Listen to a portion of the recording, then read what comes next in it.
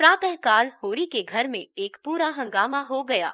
होरी धनिया को मार रहा था, धनिया उसे गालियां दे रही थी। दोनों लड़कियां बाप के पांवों से लिपटी चिल्ला रही थी और गोबर माँ को बचा रहा था। बार बार होरी का हाथ पकड़कर पीछे ढकेल देता, पर ज्यों ही धनिया के मुंह से कोई गाली निकल जाती, होरी अपने हाथ छुड़ाकर उसे दो चार घूंसे और लात जमा देता। उसका बूढ़ा क्रोध जैसे किसी गुप्त संचित शक्ति को निकाल लाया हो। सारे गांव में हलचल पड़ गई। लोग समझाने के बहाने तमाशा देखने आ पहुंचे। शोभा लाठी टेकता खड़ा हुआ। दाता दीन ने डांटा, यह क्या है होरी, तुम बावले हो गए हो क्या? कोई इस तरह घर की लक्ष्मी पर हाथ छोड़ता है? तुम्हें यह रोग न था क्या? हीरा की छूत तुम्हें भी लग गई? होरी ने पालागन करके कहा, महाराज तुम इस बख न बोलो, मैं आज इसकी बांध छुड़ाकर तब दम लूंगा। मैं जितना ही तरह देता हूँ उतना ही यह सिर चढ़ती जाती है।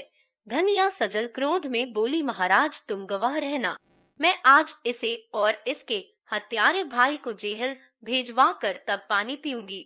इसके भाई ने गाय को माहुर खिलाकर मार डाला।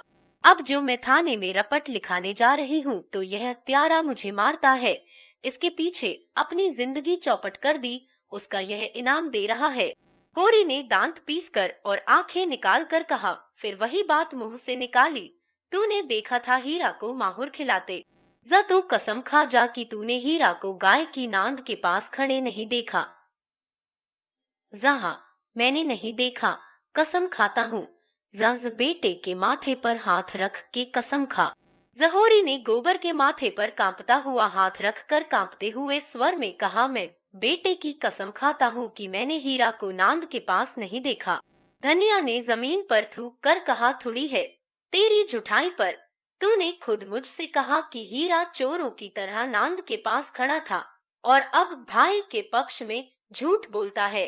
थोड़ी है, अगर मेरे बेटे का बाल भी बांका हुआ तो घर में आग लगा दूंगी, सारी गृहस्थी में आग लगा दूंगी। भगवान, आदमी मुंह से बात कहकर इतनी बेशर्मी से मुकुर जाता है। होरी पांव पटक कर बोला, धनिया गुस्सा मत दिखा, नहीं बुरा होगा, जमार तो रहा है और मार ले। जा, तू अपने बाप का बेटा होगा तो आज मुझे मारकर तब पानी पिएगा। पापी ने मारते मारते मेरा भुरकस निकाल लिया, फिर भी इसका जी नहीं भरा। मुझे मारकर समझता है मैं बड़ा वीर हूँ, भाइयों के सामने भीगी बिल्ली बन जाता है। पापी कहीं का, हत्यारा।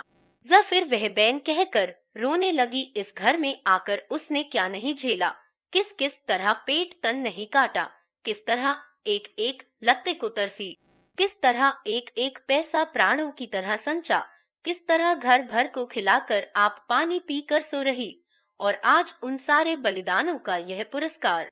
भगवान बैठे यह अन्याय देख रहे हैं और उसकी रक्षा को नहीं दौड़ते। गज की और द्रौपदी की रक्षा करने बैकुंठ से दौड़े थे, आज क्यों नींद में सोए हुए हैं? जनमत धीरे धीरे धनिया की ओर आने लगा। इसमें अब किसी को संदेह नहीं रहा कि हीरा ने ही गाय को जहर दिया।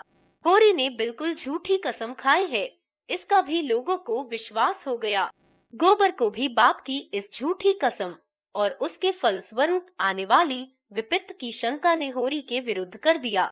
उस पर जो दाता दीन ने डांट बताई तो होरी परास्त हो गया, चुपके से बाहर चला गया। सत्य ने विजय पाई। दाता दीन ने शोभा से पूछा, तुम कुछ जानते हो शोभा, क्या बात हुई? शोभा जमीन पर लेटा हुआ बोला, मैं तो महाराज 8 दिन से बाहर नहीं निकला। होरी दादा कभी कभी जाकर कुछ दे आते हैं, उसी से काम चलता है। रात भी वह मेरे पास गए थे, किसने क्या किया मैं कुछ नहीं जानता। हाँ, कल सांझ को हीरा मेरे घर खुरपी मांगने गया था, कहता था एक जड़ी खोदना है, फिर तब से मेरी उससे भेंट नहीं हुई।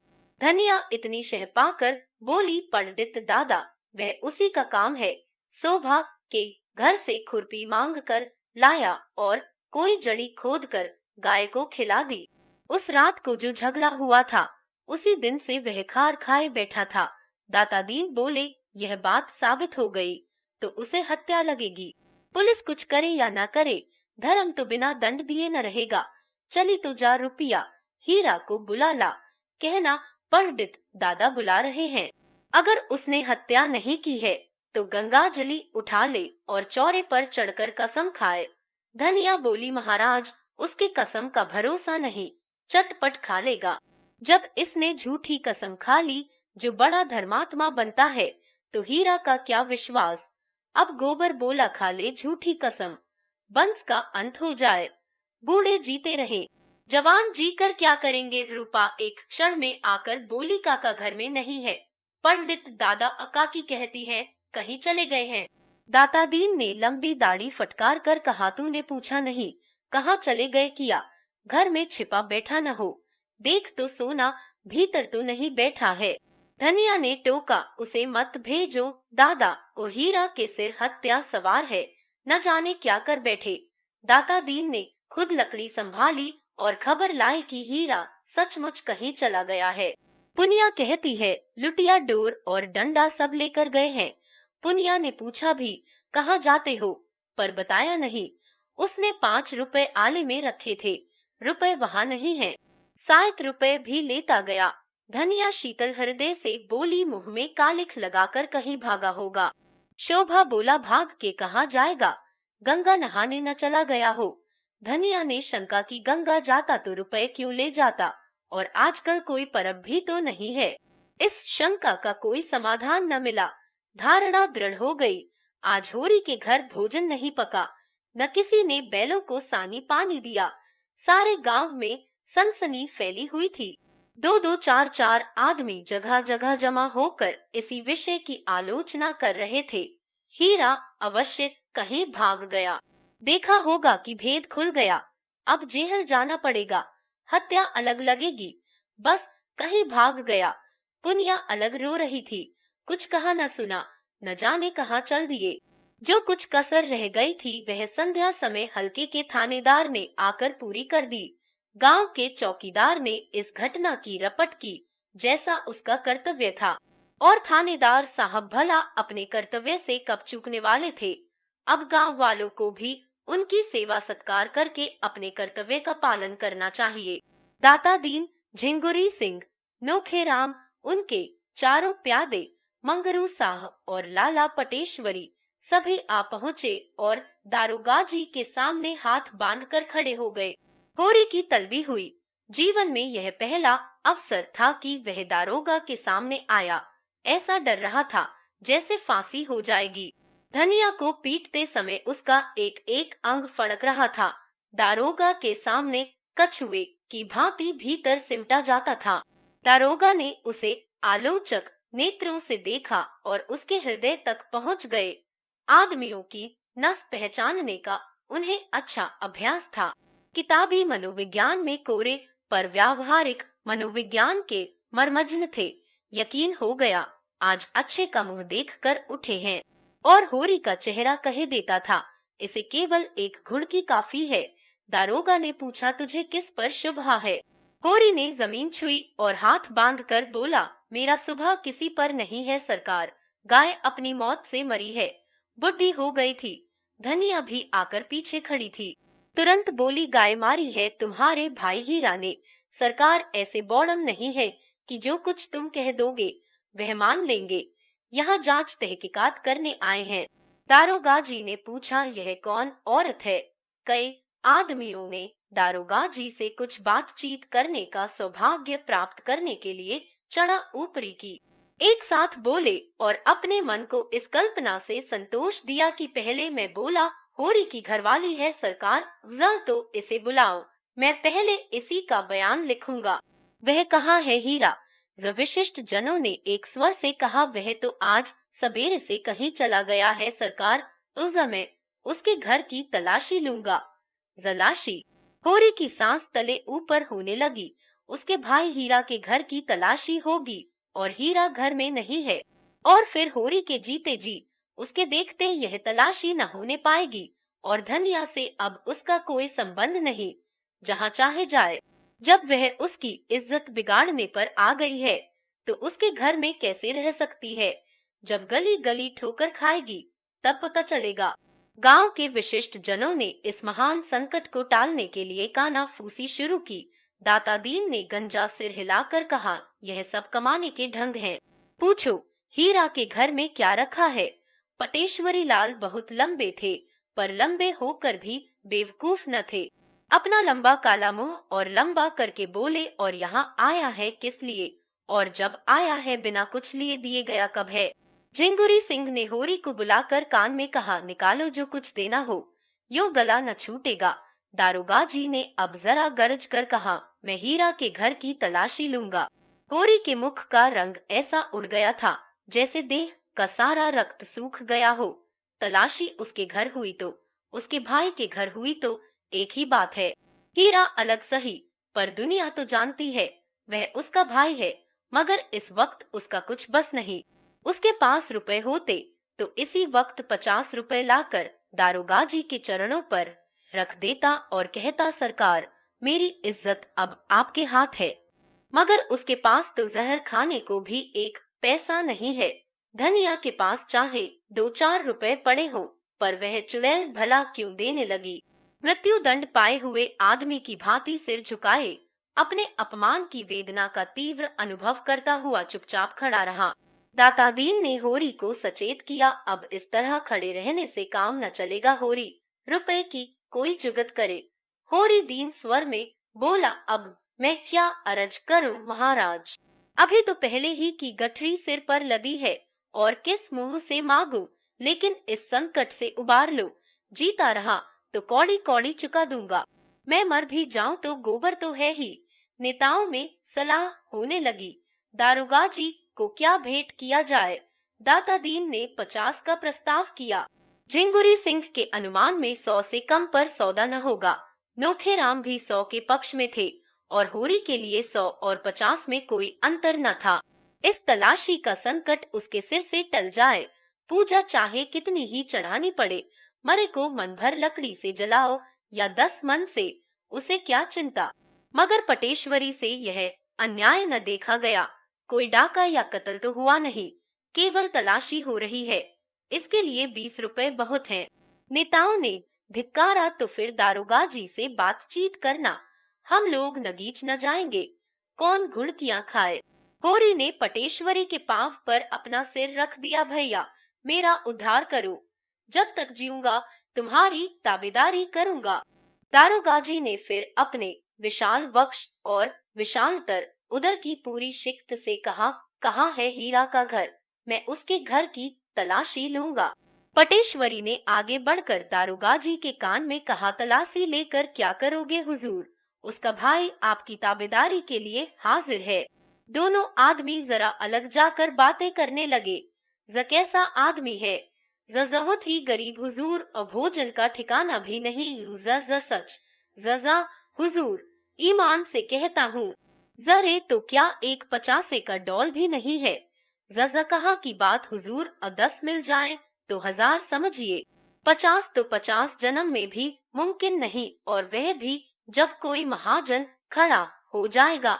दारोगा जी ने 1 मिनट तक विचार करके कहा, तो फिर उसे सताने से क्या फायदा, मैं ऐसों को नहीं सताता जो आप ही मर रहे हो।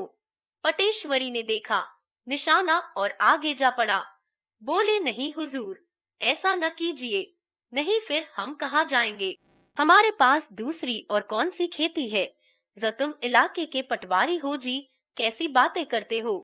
जब ऐसा ही कोई अवसर आ जाता है तो आपकी बदौलत हम भी कुछ पा जाते हैं, नहीं पटवारी को कौन पूछता है। जाओ, 30 रुपए दिलवा दो, 20 रुपए हमारे, 10 रुपए तुम्हारे। रे 4 मुखिया हैं, इसका ख्याल कीजिए। अच्छा, आधे आधे पर रखो, जल्दी करो, मुझे देर हो रही है। पटेश्वरी ने झिंगुरी से कहा। झिंगुरी ने होरी को इशारे से बुलाया, अपने घर ले गए। 30 रुपए गिनकर उसके हवाले किए और एहसान से दबाते हुए बोले, आज ही कागज लिखा लेना, तुम्हारा मुंह देखकर रुपए दे रहा हूँ, तुम्हारी भलमनसी पर। होरी ने रुपए लिए और अंगोछे के कोर में बांधे प्रसन्न मुख आकर दारोगा जी की ओर चला। सहसा धनिया झपट कर आगे आई और अंगोछी एक झटके के साथ उसके हाथ से छीन ली। गांठ पक्की न थी, झटका पाते ही खुल गई और सारे रुपए जमीन पर बिखर गए। नागिन की तरह फुकार कर बोली, ये रुपए कहाँ लिए जा रहा है, बता, भला चाहता है तो सब रुपए लौटा दे, नहीं कहे देती हूँ। घर के परानी रात दिन मरे और दाने दाने को तरसे, लगता भी पहनने को मयस्सर न हो, और अंजलि भर रुपए लेकर चला है इज्जत बचाने।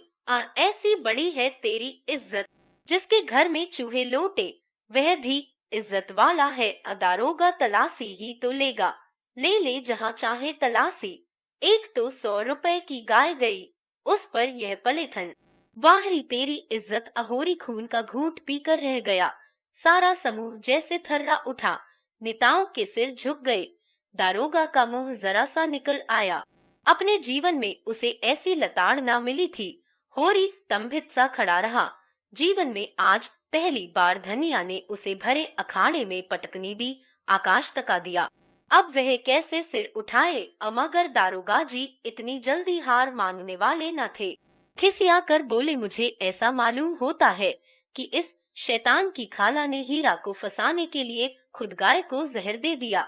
धनिया हाथ मटका कर बोली, हाँ दे दिया। अपनी गाय थी, मार डाली, फिर किसी दूसरे का जानवर तो नहीं मारा। तुम्हारे तहकीकात में यही निकलता है तो यही लिखो। पहना दो मेरे हाथ में हथकड़ियां, देख लिया तुम्हारा न्याय और तुम्हारे अक्ल की दौड़। गरीबों का गला काटना दूसरी बात है, दूध का दूध और पानी का पानी करना दूसरी बात। होरी आंखों से अंगारे बरसाता धनिया की ओर लपका, पर गोबर सामने आकर खड़ा हो गया और उग्र भाव से बोला, अच्छा दादा, अब बहुत हुआ, पीछे हट जाओ, नहीं मैं कहे देता हूँ, मेरा मुंह न देखोगे, तुम्हारे ऊपर हाथ न उठाऊंगा, ऐसा कपूत नहीं हूँ, यही गले में फांसी लगा लूंगा। होरी पीछे हट गया और धनिया शेर होकर बोली, तू हट जा गोबर, देखो तो क्या करता है मेरा। दारोगा जी बैठे हैं, इसकी हिम्मत देखो। घर में तलाशी होने से इसकी इज्जत जाती है, अपनी मेहरिया को सारे गांव के सामने लतियाने से इसकी इज्जत नहीं जाती। यही तो वीरों का धर्म है। बड़ा वीर है तो किसी मर्द से लड़, जिसकी बाह पकड़ कर लाया उसे मारकर बहादुर न कहलाएगा। तू समझता होगा मैं इसे रोटी कपड़ा देता हूँ, आज से अपना घर संभाल। देख तो इसी गांव में तेरी छाती पर मूंग दल कर रहती हूँ कि नहीं, और उससे अच्छा खाऊं पहनूंगी, इच्छा हो देख ले। होरी परास्त हो गया। उसे ज्ञात हुआ स्त्री के सामने पुरुष कितना निर्बल, कितना निरुपाय है।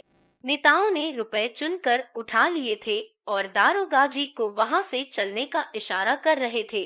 धनिया ने एक ठोकर और जमाई, जिसके रुपए हो ले जाकर उसे दे दो, हमें किसी से उधार नहीं लेना है, और जो देना है तो उसी से लेना, मैं दमड़ी भी न दूंगी, चाहे मुझे हाकिम के इजलास तक ही चढ़ना पड़े। हम बाकी चुकाने को 25 रुपए मांगते थे, किसी ने ना दिया। आज अंजलि भर रुपए ठनाठन निकाल के दिए। मैं सब जानती हूँ, यहाँ तो बांट बखरा होने वाला था, सभी के मुंह मीठे होते। ये हत्यारे गांव के मुखिया हैं, गरीबों का खून चूसने वाले। सूद ब्याज डेढ़ी सवाई, नजर नजराना, घूस घास जैसे भी हो, गरीबों को लूटो, उस पर सुराज चाहिए। जेल जाने से सुराज न मिलेगा, सुराज मिलेगा धर्म से, न्याय से। नेताओं के मुंह में कालिक सी लगी हुई थी, दारोगा जी के मुंह पर झाड़ सी फिरी हुई थी। इज्जत बचाने के लिए हीरा के घर की ओर चले। रास्ते में दारोगा ने स्वीकार किया, औरत है बड़ी दिलेर। अपटेश्वरी बोले, दिलेर है हुजूर, करकशा है, ऐसी औरत को तो गोली मार दे। जब तुम लोगों का काफिया तंग कर दिया उसने, 4 तो मिलते ही। जज हुजूर के भी तो 15 रुपए गए। जज मेरे कहाँ जा सकते हैं, वह न देगा, गांव के मुखिया देंगे, और 15 रुपए की जगह पूरे 50 रुपए। आप लोग चटपट इंतजाम कीजिए। जजटेश्वरी लाल ने हंसकर कहा, हुजूर बड़े दिल लगी बाज हैं। दाता दीन बोले, बड़े आदमियों के यही लक्षण हैं, ऐसे भाग्यवानों के दर्शन कहाँ होते हैं। दारोगा जी ने कठोर स्वर में कहा, यह खुशामद फिर कीजिएगा, इस वक्त तो मुझे 50 रुपए दिलवाइए नकद, और यह समझ लो कि आनाकानी की तो मैं तुम चारों के घर की तलाशी लूंगा। बहुत मुमकिन है कि तुमने हीरा और होरी को फंसाकर उनसे 150 ऐंठने के लिए यह पाखंड रचा हो। नेतागण अभी तक यही समझ रहे हैं, दारोगा जी विनोद कर रहे हैं। झिंगुरी सिंह ने आंखें मारकर कहा, निकालो 50 रुपए पटवारी साहब। अनोखेराम ने उनका समर्थन किया। पटवारी साहब का इलाका है, उन्हें जरूर आपकी खातिर करनी चाहिए। पंडित नोखेराम जी की चौपाल आ गई। दारोगा जी एक चारपाई पर बैठ गए और बोले, तुम लोगों ने क्या निश्चय किया? रुपए निकालते हो या तलाशी करवाते हो? दाता दीन ने आपत्ति की, मगर हुजूर मैं अगर मगर कुछ नहीं सुनना चाहता। झिंगुरी सिंह ने साहस किया, सरकार यह तो सरासर मैं 15 मिनट का समय देता हूँ। अगर इतनी देर में पूरे 50 रुपए ना आए तो तुम चारों के घर की तलाशी होगी। और गंडा सिंह को जानते हो, उसका मारा पानी भी नहीं मांगता। जतेश्वरी लाल ने तेज स्वर से कहा, आपको अख्तियार है, तलाशी ले ले, यह अच्छी दिल लगी है। काम कौन करे, पकड़ा कौन जाए। ने 25 साल थानेदारी की है, जानते हो। लेकिन ऐसा अंधेर तो कभी नहीं हुआ। तुमने अभी अंधेर नहीं देखा? कहो तो वह भी दिखा दूं। एक एक को 5-5 साल के लिए भेजवा दूं। यह मेरे बाएं हाथ का खेल है। डाके में सारे गांव को काले पानी भेजवा सकता हूँ। इस धोखे में न रहना। चारों सज्जन चौपाल के अंदर जाकर विचार करने लगे। फिर क्या हुआ किसी को मालूम नहीं। हाँ, दारोगा जी प्रसन्न दिखाई दे रहे थे और चारों सज्जनों के मुंह पर फटकार बरस रही थी। दारोगा जी घोड़े पर सवार होकर चले तो चारों नेता दौड़ रहे थे। घोड़ा दूर निकल गया तो चारों सज्जन लौटे, इस तरह मानो किसी प्रियजन का संस्कार करके श्मशान से लौट रहे हों। सहसा दातादीन बोले, मेरा सराप न पड़े तो मुंह न दिखाओ। नोखेराम ने समर्थन किया, ऐसा धन कभी फलते नहीं देखा। पटेश्वरी ने भविष्यवाणी की, हराम की कमाई हराम में जाएगी। झिंगुरी सिंह को आज ईश्वर की न्यायपरता में संदेह हो गया था। भगवान न जाने कहाँ है कि यह अंधेर देखकर भी पापियों को दंड नहीं देते। इस वक्त इन सज्जनों की तस्वीर खींचने लायक थी।